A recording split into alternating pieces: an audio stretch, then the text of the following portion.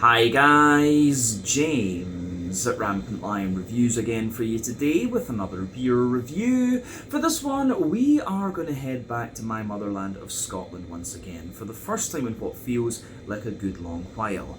Now, we're going to return to a brewery that has now featured on the channel many times before. These guys are, these days, a very well respected and very well established name within the Scottish craft beer scene. And if people were to ask me about this brewery, I would say that they're best known for their different kinds of New England hazy, whatever you want to call them, IPAs, although in recent times they have been diversifying quite a little bit and trying lots of different styles, which always tend to be pretty damn solid as well. But yeah, the beer that we're going to have a look at today is a style that I've had from this brewery quite a few times before. It's one that I know they can do very well, and it's also one of their latest exports here to Hong Kong. I wish we got these guys a little bit more regularly, in all honesty. But I've heard very, very good things about this beer, so needless to say, I'm really curious to see what it's going to have in store for us. Hopefully it's another good beer, hopefully it makes for an interesting review, and as always, I hope that you guys enjoy my take on this one. So yeah, for this review then, we are going to head to the city of Glasgow in the west of Scotland. To be specific, we are going to go to the Yoker area, which is close to Paisley and Clydebank, where my grandparents were from, and also where Dee Dee went on the bus. So those of you watching from Scotland will know that reference. But that means that we're going to have a look at another beer from the wonderful Overtone Brewing Company. So this particular beer is called Pick Up the Pieces. It comes in at 10% ABV, and this is another New England Hazy Imperial Triple, whatever you want to call it, IPA. So yeah, this is yet another beer that I picked up at the wonderful Craftissimo over in Sheung Wan on Hong Kong Island. They imported a bunch of beers from the UK generally, and Vault City and Overtone were the ones that they chose from Scotland. And yeah, we've got another beer to review from Overtone a little bit later on as well. But yeah, very cool to see these guys again in Hong Kong. The last time I reviewed one of their beers was back in March of 2024, according to my notes archive that I've got. So yeah, very excited to review this one. I love Overtone Brewing, and if you're interested in Scottish beer, this is one of the breweries that you really need to check out. But yeah, let's crack on with this one then and see how we go. Pick Up the Pieces, 10% New England Triple IPA from Overtone Brewing Company in Yoker, Glasgow, Scotland. So, as always with my reviews then, I'll tell you a little bit about the brewery before we taste the beer. If you want to get straight to the tasting though, just fast forward. All the usual links can be found in the video description below. That's the brewery website, the link to my other reviews that I've done from Overtone Brewing Company before, and we will no doubt add more to that list at some point in the near future, hopefully not too far in the future though. But there's all the usual social media down there. If you want to see more reviews, do please consider subscribing to the channel. The support that you give is massively appreciated, and remember, you can go into the channel homepage and search for beer using the geography tagging system. Just go to the little search bar, put in your hometown, state, county, province, whatever you like. If I've reviewed beers from the area that you search for, they will pop up. Failing that though, you can check out the playlist of beers from different countries. You'll find this one in the Scottish playlist along with a number of other things. That's being added to whenever I get the opportunity, not as often as I would like these days since I'm now based in Hong Kong, but do make sure you check out the playlist of beers from other countries as well, because there are some very interesting things on the channel these days. But yeah, let's go on to my brewery notes then, and I'll tell you a wee bit about Overtone Brewing then. So, Overtone Brewing Company, as I've mentioned to you already, are based in the city of Glasgow, Scotland's largest city in the kind of southwest-ish of the country, and the company was founded back in 2017 by Bo Wei Wang, who is originally from Beijing in China. Now, he'd been a home brewer for a number of years prior to founding the brewery, and the name Overtone is taken from his love of techno music. But Bo Wei hired Dan Miller, who's from New Hampshire over in New England in the US, to come in as his head brewer. He'd previously worked as a head chef, but also as a brewer in England, New York, and he worked in Scotland as well for 6 Degrees North, who do some very nice Belgian style beers, but again, they've been diversifying quite a bit in recent years as well. But also involved at the brewery is Martin Conahan, who has worked in the craft beer scene in New Zealand for a number of years. He does take part in the brewing, but does a lot of other things around the company as well. And these days they've also got Charlie Irving, and he comes from a background of home brewing, and he previously worked for another brewery. in Glasgow as well. I think it was maybe west, but I'm not 100% sure.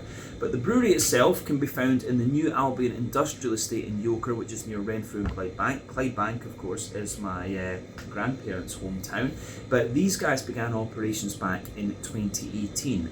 And one of the things with Overtone is that they don't have a fixed range, if you like, although there are beers that reappear quite regularly, but they were the first brewery to really focus on the New England hazy IPA style in Scotland, and they really made a very, very big name for themselves within that kind of style category, and that really started to kick off when their beers made it down to England. They were always well respected in Scotland since their foundation, but yeah, when their beers actually started to make it to like Manchester and London and things, that's when this brewery really started to get recognition and it spread further afield. But over the years, they've continued to expand the brewery's infrastructure, and they now have a tap room as well in the Dongcheng area in Beijing, somewhere that I need to go and check out actually. So hopefully I can do that at some point over the course of this year. We'll just need to see. But hopefully they open up a tap room or a bar or something in Glasgow too. It'd be really cool to see them do that. I know they open up the brewery every so often, but it would be cool to see these guys get a proper pub in Glasgow at some stage. But yeah, as of March 2025, when I'm filming this review for you, these guys have produced 325 different kinds of beer according to Untappd. Like I mentioned to you, these guys focus mainly on the New England hazy IPA style category, but you know, I've had some very good West Coast IPAs from these guys over the years. They're doing a few kind of fruity sours and things, and you do see a good few lagers and imperial stouts from these guys too, so they are diversifying a little bit, but the main focus is the New England hazy style category, of course. But yeah, that is everything I can really tell you about Overtone Brewing Company for the moment. If you want to learn more about these guys, you can check out the brewery website, you can follow them on Facebook and Instagram to keep up to date with all the latest goings on, and you can check out the Rate Beer, Untappd and Beer Advocate pages to learn a little bit more about all the different beers that these guys have done. So let's go on then and have a little look at the beer itself. So this one, the artwork on this is very similar to what we've seen from Overtone in the past. You can see plain silver top on the can there. This one is of course a 440 milliliter can. I'm just going to pause a wee second because I need to sneeze. And we're back. Sorry about that, guys. Sneezed about 5 times off camera there. It's just how it goes sometimes. But yeah, as I said, the artwork on this one is very typical from what we've seen from Overtone previously. So yeah, tells you on the side here a little bit about this beer.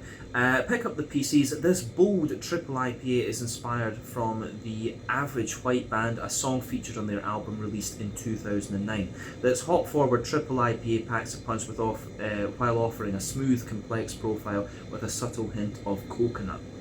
So yeah, the hops in this one are Idaho 7 Mosaic in the pellet and cryo form, and then Sabro as well, both in the pellet and cryo form. So all three of these hops we know quite well. All three are American, and I want to say 14% alpha acid, although something tells me Sabro might be 16%. But yeah, Idaho 7 is going to give you a lot of kind of soft tropical fruits, you know, your mangoes, papaya, apricot, things like that. Mosaic is going to give you that distinctive tangerine orangey note with a little bit of earthiness in the green component. And Sabro gives you this kind of coconutty, pina colada type backbone, but also quite a little bit of a kind of more mandarin-y orange as well. So yeah, this one I think should be really quite nicely balanced. It doesn't tell you the ratio of these hops, of course, but yeah, this is going to have a nice balance between being orangey and citrusy and more kind of soft and tropical, I would say. But yeah, you can see there is the Overtone Brewing Company symbol on the side there. Pick up the PCs, and I'll just let you have another wee closer look at that artwork on this one. And of course, if you do want to have a little look at this, you can scan the QR code there, just pause the video. But yeah, 440 milliliters this one. I actually paid quite a little bit of money for this. This was 180 Hong Kong dollars, which is like 18 pounds or something. You know, I couldn't resist. You pay about 8 or 9 pounds for this back in Scotland these days, I would think, with all the inflation and stuff. So yeah, I paid basically double that just to review this one. So hopefully it's worth it. 10% New England triple IPA. Pick up the pieces from Overtone in Glasgow. Let's get this guy out into the glass and just see how we go. as I say, I couldn't resist this one. I paid stupid money for it, of course, but it was one of these kind of fuck it, why not moments. So yeah, that looks very, very nice. We're gonna, you know what, we're gonna pour all of it just so that it's the colour that it should be. So yeah, let me just put that down so that my put it nicely so that my OCD is happy. And there we go. So yeah, we've poured the whole can out into the glass. Now you can see that the beer is poured with about a 2/3 finger of a frothy, I would say slightly cream coloured head. If we bring that up to the camera, you can see that it's kind of medium-sized bubbles a little bit further up, but this one is actually quite foamy. That's going to fade away to be a very thin layer quite quickly. Colour-wise, if we shine the light through this, oh, there's a wee bit of sediment at the bottom of the glass there. I'm not sure how well you guys are able to see that. I'll just put my face behind the glass so that it zooms in. Pardon me, but this is a fairly fresh beer. I think this was released really quite recently. But yeah, there is a little bit of sediment in there, so obviously it's been in the cold chain quite a little bit. But yeah, colour-wise, this one is like a very dark, quite rich yellow colour. So remember, the colour of your beer depends on a few things. One, the type of malts that you use. This goes a long way to determining your EBC rating. Two, the length of your wort boil is going to play a role, because the longer you boil the wort, the more the sugars caramelise, and thus you get a darker coloured beer. But any barrel aging that you do or any adjuncts you put into the beer will affect its colour as well, but you don't often have to care about those particular variables when it comes to the IPA style category, or style family if we can call it these days. But yeah, level of haze in this one, it's not the soupiest and gloopiest of New England IPAs that I've come across actually. It's not the most opaque, but it has a kind of appropriate level of appropriate level of haze to it when you consider that it's a triple. So remember, the level of haze in these beers depends on the oat content, wheat content, and to a degree what yeast you use. So yeah, this one, yeah, it looks pretty damn nice, I have to say. Nothing surprising about this beer when you consider what style category it belongs to, so I think we can leave it at that for the appearance section. Let's go on to the aroma section of the video. So yeah, let's have a wee look at this. I'm very curious. Oh, now it's kind of interesting actually, because it's a very, I don't know if it's just my nose. I mean, you saw earlier I was sneezing a little bit, so my sense of smell in this video is not going to be at its best. I might pause again actually and just blow my nose. 1 second. And we're back again. Sorry, very stop-start video this time. Let's have a proper look at that. Oh, that's much better. Glad I did that. Yeah, so that's interesting. A very soft and very bready and oaty New England IPA, this one. That's one of the things with Overtone. I mean, obviously I think my first review from these guys was like 2019, maybe late 2018, something like that. But yeah, that's the thing with Overtone. They play with the New England IPA so much that they show you all the different aspects to it. So as I've said in many of my New England reviews on the channel, for me, there are 6 elements to think about with the kind of malty and yeasty side of this beer style. So you've got the kind of yeasty farmhousey side of things, the rye leaning grainy side of things as well.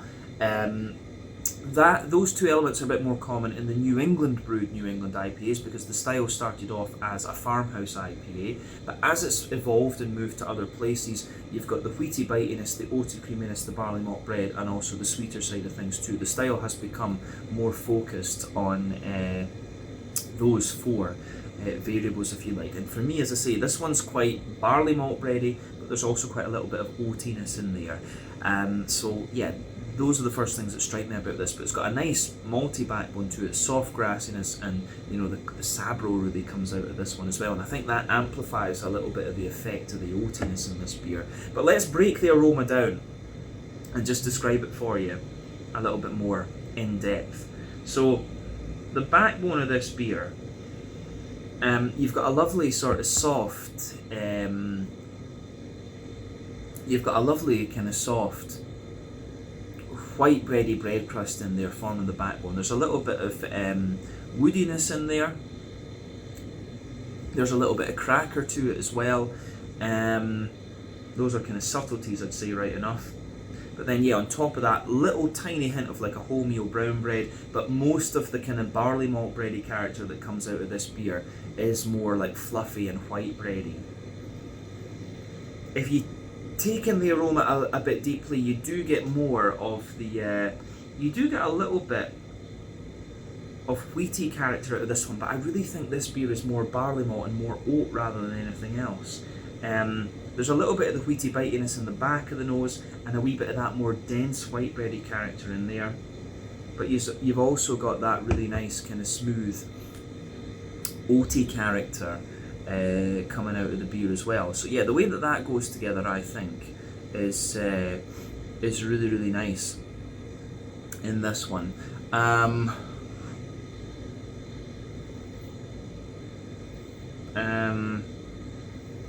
So yeah, the oaty notes in this one are quite interesting. I actually find them quite sweet, to be honest with you. And as I've explained in many New England reviews before as well, when it comes to the oatiness in these beers, for me, the oatiness is quite an interesting indicator of how fresh your New England IPA is, because the drier the oats are, the older the beer is, the creamier they are, the fresher the beer is. That seems to be kind of the case with this one. But yeah, lovely kind of creamy oaty notes in this one a little bit, but you are getting a little bit of the dryness too. And I don't know when this one was canned. Does it say? Oh, I think it says 12th of the 11th, 2024. So we're actually drinking this beer at about 3 months old, actually. So this is quite interesting. I've tried one of the Overtone beers in Sweden at 3 months old and it was still pretty decent, but yeah, we're not drinking this one in its freshest state. So yeah, you can, and as I was saying, you can smell a little bit of the dryness in the oats here, but there is a little bit of the creaminess. And with it being, a triple, there is a little bit of that kind of Werther's Original butter candy, butterscotch and kind of biscuity note coming out of this one too. So yeah, it is on the kind of sweeter side of things, we should say. Yeah, I think that covers the malty side of the beer. The yeasty side of this one is quite white bready leaning. There's a little bit of cracker and stuff to it as well on the back of the nose, maybe a very slight woodiness. But yeah, I would say some,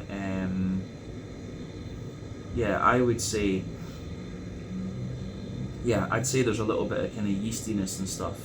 The yeastiness actually comes to the fore a wee bit in this, we should say. But yeah, all in all, the aroma of this beer, I think, is really quite interesting. Yeah, I like the malty and yeasty side of this one. The green component of this beer then, it's actually quite mild in all honesty. I mean, there's almost a little bit of mintiness to it as well. I'm not sure if that's just because my nose got messed up with all the sneezing, but if I focus on that green component, there's a wee bit of earthiness in there. There's a little touch of almost mintiness to it, but yeah, some nice floral aromaticity, and quite a little bit of zesty grassiness too. I think the Idaho 7 and the Mosaic are the ones that are most likely to give you that kind of grassy character. But yeah, and we have to remember the cryo is in there too, so that gives you a bit more oiliness in your green component. But yeah, for me, the green component on this one, the more that you smell of it, the more kind of zesty it gets, and you've got that wee bit of almost minty character in the backbone as well, like I said. So yeah, interesting stuff, I think we can say that. Let's move on and round off the aroma section then with a look at the fruitiness from the beer. So yeah, for me, the sugared that a little bit much there, dropped a wee bit. The fruitiness of this beer is pretty orangey and pretty citrusy. I mean, if you know Mosaic and you know Sabro, you would expect that. So you get a lot of the kind of citrusy, tangerine orange coming out of this one. You can smell the coconut in this as well. The Sabro coconut is very, very obvious in there. I actually think, you get a little bit of a juicy mango and a bit of an almost peachy character out of this one as well, but I really think the Idaho 7 takes a back seat to the Sabro and the Mosaic in this one. If I take it in deeply, I'll get a bit of the pineapple, a bit of the apricot, and some of the juicy, the peach and the mango-y notes are more obvious, but the big orangey notes from the yeah, the big orangey notes from the Mosaic and the Sabro in this one are very, very obvious. So yeah, I think we've said everything we need to about the aroma of this beer. As I always say though, take a bit of time to just enjoy that before you get stuck in. But yeah, I think it's about time that we have a taste of this one and see what it's all about. So yeah, this one is the Pick Up the Pieces, a New England triple IPA, 10% ABV from the wonderful Overtone Brewing in Yoker in Glasgow. So stuck in. Slàinte, skål, cheers.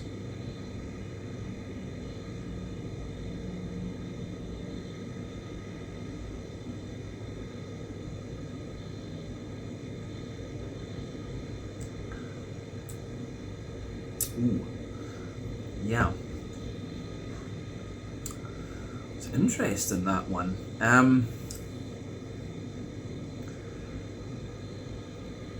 It actually comes across as being quite yeasty and more kind of brown bready in a way. I've not had a New England triple like that from Overtone in sort of any of the that I can think of. Like, most of them have always been a bit more oaty or wheaty leaning. We have had a couple, maybe we've had a couple that have been a bit more yeasty, but yeah, I really do find this one to be a little bit more kind of yeasty leaning than the other ones.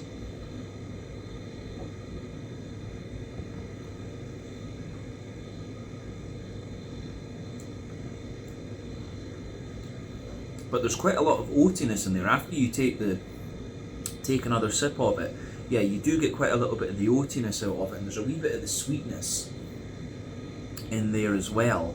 So yeah, I think the way that everything sort of pieces together in this one, I think is really quite interesting. So yeah, quite oaty, quite yeasty, and a bit more grainy into the aftertaste too. I'm not sure. I mean, I know this one, it has been looked after very well in terms of cold chain and things like that on the way over here. So I don't think there's any problem with that. But yeah, it does have a wee bit of a more earthy and yeasty character, and I haven't come across that in Overtone beers before. So I'd be curious to hear their kind of take on Overtone's own take on what the flavour profile of this one's like, because it's not like Overtone's beers always seem to be a little bit kind of sweeter than this one, to be honest. So yeah, this is interesting for sure, but I like it. Like, the more that you drink of it, the more oaty leaning it becomes. But let's do as we always do, and we'll break the flavour down and just describe it for you a bit more in depth. We'll start on that middle third of your palate. The backbone of this beer, you've got a lovely kind of fresh, like brown bready bread crust in there. As you move further forward on that part of the palate, yeah, you get a little bit more of a kind of woody character, I would say. So yeah, there's that little bit of woodiness in there, and then you've got the kind of Jacob's cream cracker just sitting above that.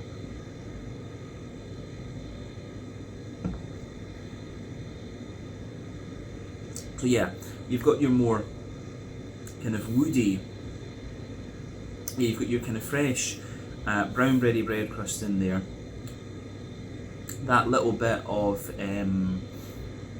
fresh brown bready bread crust in there, that woody character, the little bit of Jacob's cream cracker. There is a good little bit of a wholemeal brown bready note in this one, and that kind of builds in sweetness and also gives you a little bit of graininess into the aftertaste. Above that, you start to get the more above that you start to get a more kind of soft white bready character coming out of the beer, but the bready notes in this beer actually do have a good level of sweetness. I wonder if there's a wee touch in there, so I'll put something in here. Yeah, so yeah, you've got that more dense white bready character above it, which has a wee bit of sweetness, and then yeah, you've got an even denser white bready character in there, which is obviously coming from the wheaty side of the beer. And yeah, as I've often said, sweeter flavours come out further forward on the palate, more dry and bitter flavours come out further back. You can feel with this beer that yeah, the wheaty bitiness comes out further back on the palate for sure. So yeah, the back of that middle third of your palate, you can feel the bitiness of the wheat, but further forward you're feeling the kind of more smooth aspects of it. But then yeah, down the middle line of your palate, there's a little bit more of a kind of oaty, creamy sort of thing. Then as you move out toward the edges of the palate there, you have a bit more of you've got a little bit more of a how would you say, there's a little bit more of the kind of drier side of the oats. And as I said, as the New England IPAs get older, you get a wee bit more dryness out of the oats in these beers. In the dead centre of your palate though, you can feel that little circle there where you get the boozy part of the beer coming out. There's like Werther's Original, butter candy, butterscotch in there. You kind of expect that when this beer is 10% ABV, but it's sort of surrounded a little bit by more of a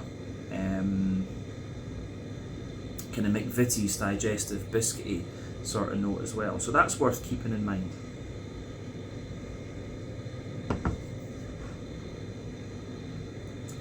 But yeah, I think we've covered the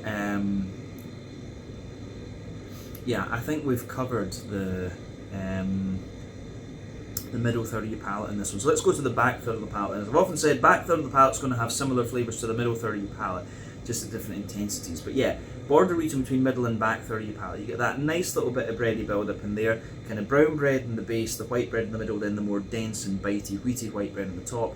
Base of the back third of the palate, brown bready bread crust, a little bit drier of course, the crackery note in there, the brown bready layers in there, drier of course, but a little bit lighter, taller and more airy. The white bready layer sits above that, again a little bit lighter, taller and more airy. And then you have the wheaty white bready layer there as well, which is a little bit more kind of bitey, I would say, and the bitiness that lingers into the aftertaste. And above everything else, you've got the yeasty character coming out of the beer. So for me, the yeasty side of this one, at its core, it's a little bit more of a kind of grainy, brown bready sort of character. Then around that, it's like a little bit of a sweeter, but still, pardon me, quite grainy brown bready character. Then the very edge of it is a little bit more.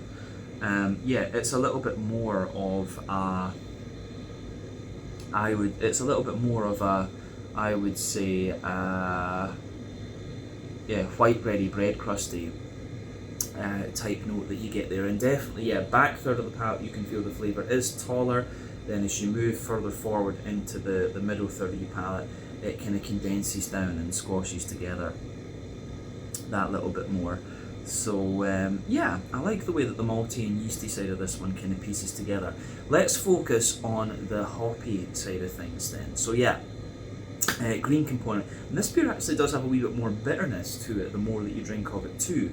So back corners of the palate, there's definitely a wee bit of the earthiness from the mosaic in there. As you move further forward, I get a little touch of the almost mintiness and piney resin in there, but as you move further forward along the sides of the palate, it's got a nice little bit of that floral aromaticity, and it's almost slightly spicy, and that's from the pellet hops rather than the cryo, and probably as well from the fact that the beer is probably from as well from the fact that the beer is a little bit more it's a little bit older. That's the word I'm going for. Why did my brain not think of that? So you've got that floral aromatic spice there, and then round the front curve of the tongue, you've got that more kind of zesty sort of grassy character. So let's focus on the front third of your palate and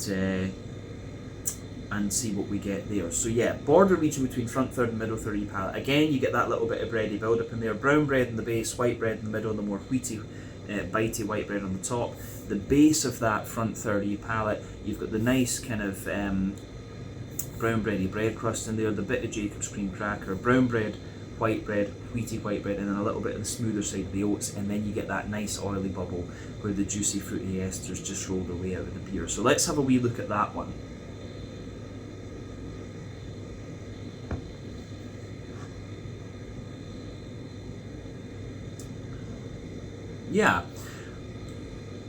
The beer is generally quite orangey leaning, but I said in the aroma that the Idaho 7 takes a bit of a back seat.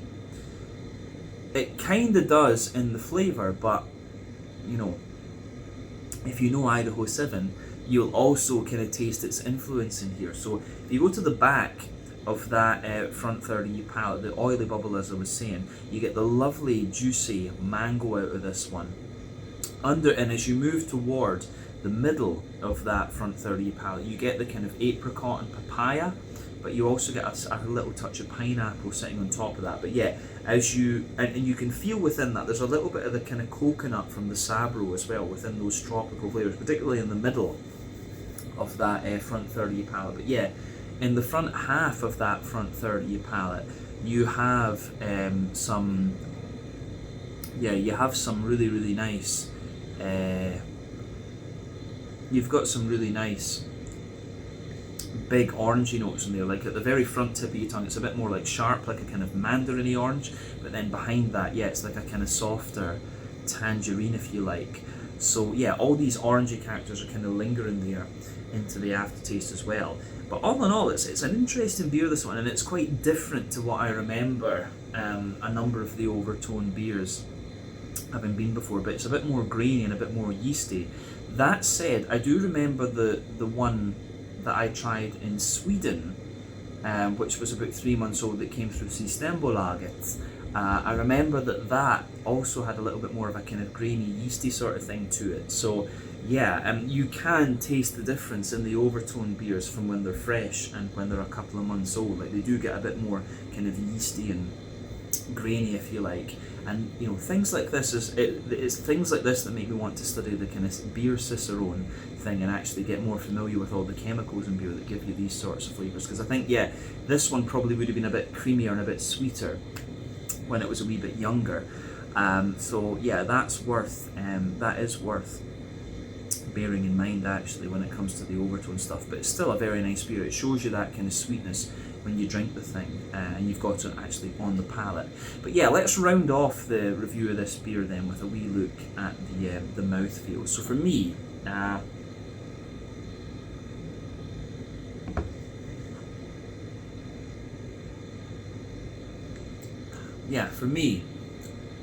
this beer, I'd say it's top end and mid-bodied. Carbonation very, very smooth, very clean and slightly oily and slick, this one, compared to some other New England IPAs.